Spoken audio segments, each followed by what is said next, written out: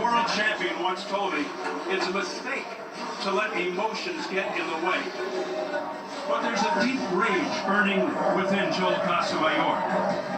He's very angry as he returns to the scene of his first fight victory over Diego Corrales. It's a real catch-22 for this man. He does have all that emotion bubbling up in him. It's important, by the way, because he needs to punch more in this fight. And he needs to not be such a technician. But I'll tell you what, he cannot let that emotion get the better of him because, Steve, when it's all said and done, as I pointed out before, this man's a ring technician. That's the way he'll win tonight. As he continues to make his way slowly to the ring, getting some handshakes from his supporters in the crowd.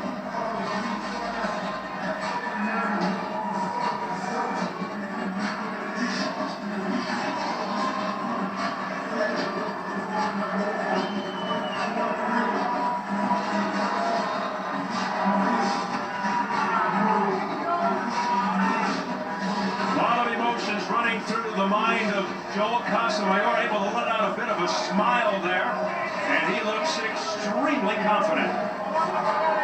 Just dancing around, very, very eager to get this thing underway.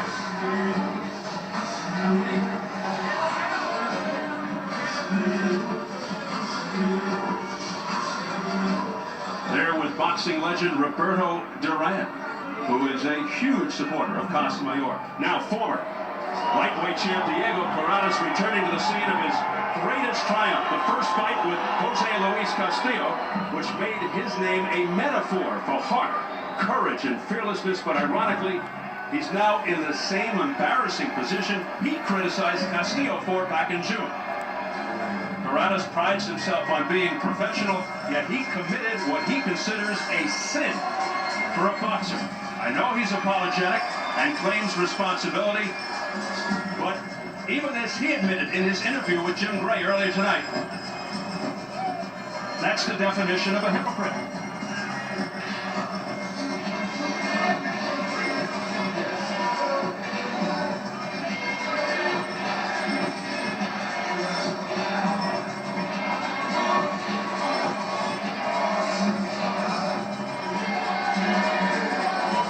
Interesting to see what kind of reaction he gets when he comes from the hallway there into full view of the crowd.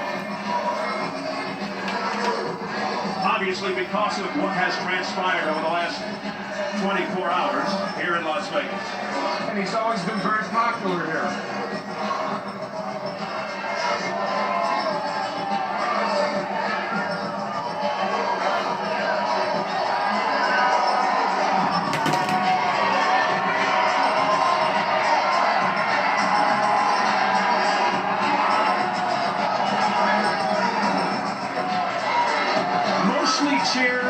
Mostly cheers with a sprinkling of boos. My question to you, Al, can Corrales salvage his reputation and remove this blemish? Winning covers a multitude of sins. A big win, especially an exciting one here tonight, will go a long way toward it. There's no question about that. Point of note, Al, Corrales said he felt 10 times worse yesterday than he did before the Floyd Mayweather fight when he struggled with his weight. You recall he got knocked down 5 times in that fight en route to the worst defeat of his career. He's trying to drum up interest in this crowd, and he's not succeeding. They're more subdued in their reaction, and he gets to the boos. Yet he's trying to exhort the crowd, as you can obviously see, but it's a sprinkling of cheers and boos mixed together. He is a very resilient man mentally, has shown it in getting off the deck in fights, and now here he's going to also have to respond mentally to the fact that he can see already that he has squandered a little bit of the goodwill that he normally feels here in Las Vegas. And we all know he knows he needs a spectacular win here to erase what happened at the weigh-in. Let's go to the tail of the tape. The numbers will favor Corrales.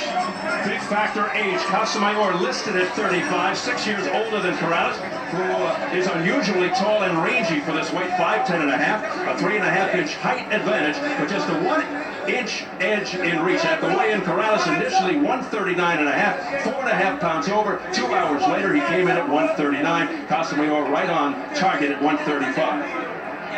Key unified rules for this fight: there's no standing 8 count, no 3 knockdown rule. A fighter cannot be saved by the bell in any round.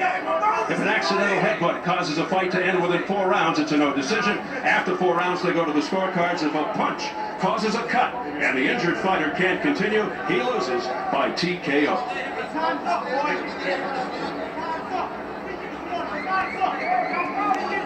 So here at the Mandalay Bay in Las Vegas, Nevada, we're getting ready for our main event, the rubber match between Diego Corrales and Joel Casamayor. Let's get the official introductions from our ring announcer, the classy Jimmy Lennon Jr.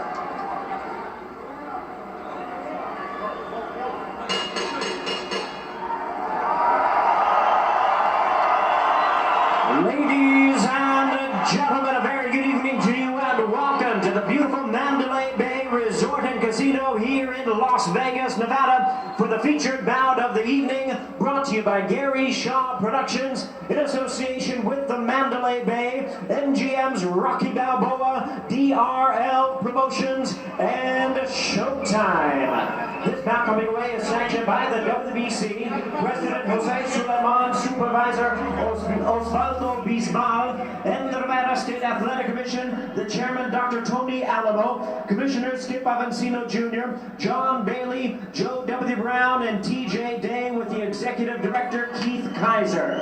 Our physicians at ringside: Dr. Jeff Davidson, Dr. Steve Brown, Dr. Al Capana, and Dr. Anthony Ruggiaroli. Timekeepers at the bell, also keeping count of the knockdowns: Mike Lachella and Steve Esposito. Introducing our 3 judges scoring this bout from ringside: from Las Vegas, Nevada, Adelaide Bird. Also from Las Vegas, Jerry Roth. And from Tokyo, Japan, Nobuaki Uratani.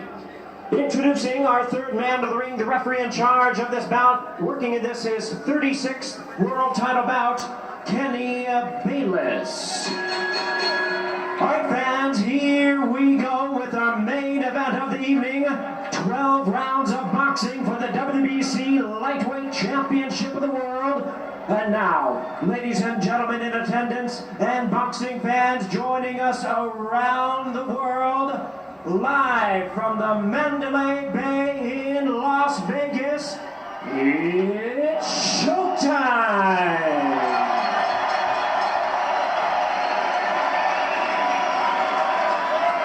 Introducing to you first, on my left, he is fighting out of the blue corner, wearing white trunks with red and blue trim, fighting out of Miami, Florida, by way of Guantanamo, Cuba. He weighed in at the lightweight limit of 135 pounds with a record of 33 wins, 3 losses, and 1 draw. He has 21 wins coming by way of knockout. He is the WBC number 6 ranked lightweight contender. Please welcome the 1992 Olympic gold medalist and former WBA super featherweight champion of the world, introducing Jorge